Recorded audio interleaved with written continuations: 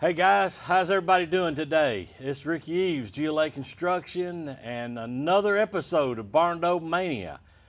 You guys hang in there with us. We're going to be right back. We're going to walk you through this thing today, and we're going to show you some key little elements in some of the mechanical stuff that we've gotten done. I want to walk you through this before we start moving into more other things of installation, that sort of thing. So don't go anywhere. Don't go anywhere. Get that coffee, sit back, enjoy this thing with me, and we're going to show you some stuff that'll help you out on your build. Appreciate it, guys. Stick with us.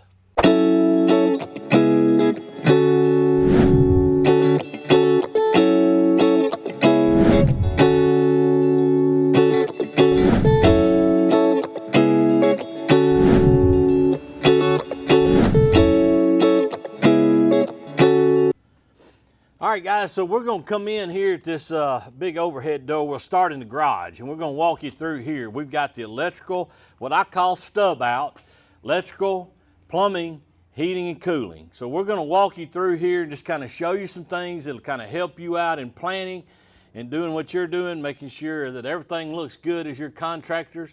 We put our panel box, they decided they wanted out here in this garage area, which I thought was the great place for it. Still under roof and still in where it can be locked up and all that good stuff. So we got the panel box, and we're going to kind of walk through electrical first in here. Of course, we've got our receptacles in per code. We've got our lighting in and all that good stuff. We also decided to go in, and we're going to put our water heater in this back corner. I like putting them out here in the garage area. It's a great place, one, because if you remember, we dropped that slab. So if anything ever goes wrong, hopefully it never will, but you just never know. If anything happens to go wrong, we will have a pan there and a drain for that hot water heater. But you know, that thing, we put in a 50-gallon one. We make sure we do a big one, so there's plenty of hot water. So anyway, if that happened, somehow something go wrong there, it's not going to get back into the house from that spot. As we walk in through this door, you'll see we come into this first bedroom. We have our, don't forget these guys, smoke detector, and then wanted a ceiling fan in the center. Of course, our HVAC, we've got our vents done for that. Come into the closet there, the small closet. You can see we've got a light there, switch on the outside. The bathroom, same thing. All right, so this is all of our plumbing for our toilets. And you'll see we go up and out. We'll carry that out the ceiling. We've got our water lines tapped, water tapped over for the commode. Shower, we've got where the shower head will come out, and the mixing head for turning it on and setting your hot and cold water, and shower light there with exhaust fan that will exhaust out. And basically all these things are the same on electrical. You got your electrical plugs. We've got can lighting that'll be going up here in this main living area. Another smoke detector, and of course we've got our HVAC vents coming in, receptacles. Very important when you're planning your house. Don't forget this, guys, because it can slip up on you. This right here is our return air. This is where your grill will go. Our unit will be sitting up above there and will go out the back. Okay, so you've got to have this place for your return air. So don't forget that closet. We don't do it with a door. We put our unit above, and anyway, so that just needs to be sealed. Remember that. That thing will need to be sealed. One thing here I forgot, and I need to get with my guy. This here needs to be sealed also. This hole where he's come through with this needs to be caulked up really tight. The reason for that is when this air is moving, it can cause a whistle sometimes there. So that's just a little helpful hint there. We've got this big opening. I'm sure y'all have seen it in the past, and we'll tell you what that's about now. We want to save space there, so we are going to be putting in a pocket door. So we've got to put that frame in here and get that done before sheetrock. Other side of that will be the vanity for the other bathroom, lights, all that. The shower, got for the head there, and another vent. And then back here we'll be doing the toilet, and they're going to put a stackable washer and dryer because again this is a weekend getaway, Airbnb, so we're going to put that stackable washer and dryer in this other main bath. So we get that done. We've got this other bedroom also, and of course this is about like the other one. We got all the same stuff, vents, there's your smoke detector and ceiling fan, and then receptacles around. So other thing you don't want to forget, I want to tell you, show you this. When you're doing your plumbing, your rough out, don't forget, you'll see right in through there, I'll try to get you a better look at that, but there, that is an outside spigot on the back wall. Don't forget to talk to your plumber, make sure he gets those done. And we have one over here also on this wall by the refrigerator. We got your refrigerator. So guys, you're gonna have to, this is very important on your plumbing and electrical. For your kitchen, there's a lot going on here. So you wanna make sure to get all this stuff planned out. And what we do is we generally come in and write it on the walls.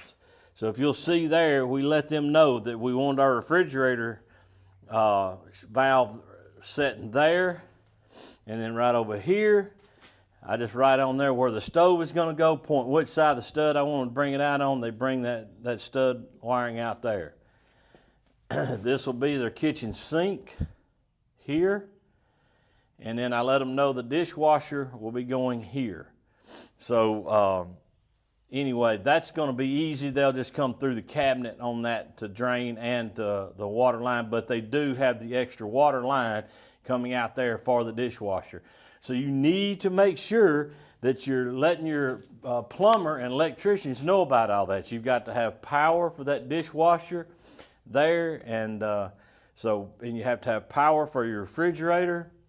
And then of course your lights, you need to talk with them about all that, about where you want switches, how many switches, what lights you want them to be able to cut off and on, all that stuff when it comes in. On this particular bill, they've got 10 lights in the ceiling here, the recessed lights. They want to be able to cut the far 4 on, the other 4 on this end, and the 2 in the middle, all on different switches. So you have to talk to your electrical people about all that. All right, so you'll also want to talk to them about your outside lighting. Again, there's the front spigot they've got in for us. You want to talk to them about your doorbell. Just lots of little things at this stage of this build that you need. Got a ceiling fan that'll be going here. And they wanted another receptacle on this side to be able to run some lighting along their pretty cypress top beam, and they wanted to plug there at the end of that to be able to do that with. And so that's there for that. So another outside light there. So guys, just make sure you walk through these things and make sure you kind of got it figured out what you're wanting to get done. We're going to do a gooseneck light over that big roll-up door and then a floodlight on the end to shine out.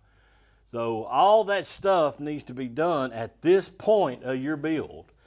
It'll be really hard to come back later and take care of those kinds of things. So walk through this thing with your electrician, your plumber, your HVAC guys. Make sure you've got your return air, a location for it, and all the locations for all of your other switches and where your appliances are going for your plumber and electrician to get that stuff together.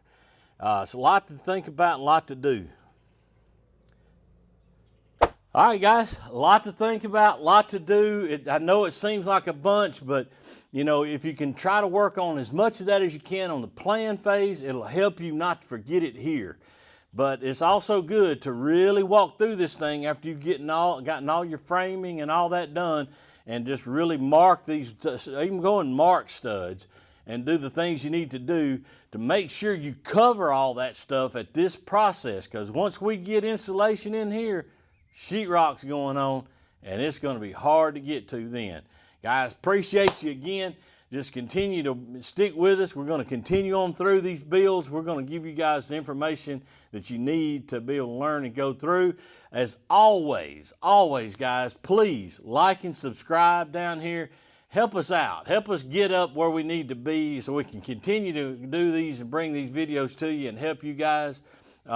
Comment down below. If there's something we're not showing you that you would like to know more about, comment about it. We'll do a whole video on it if we have to. We want to help you guys get these things done. We want to help you build this thing, and we want to do it where you don't have to be so stressed about it, guys.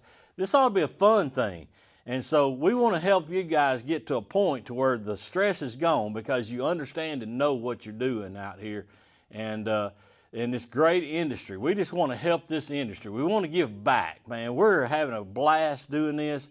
And we just want to give back to everybody and make this a fun thing and help it to grow continually.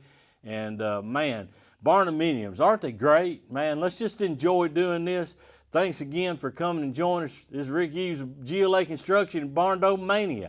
Hang in there, guys. We'll be coming back in next week with another one, guys. Enjoy.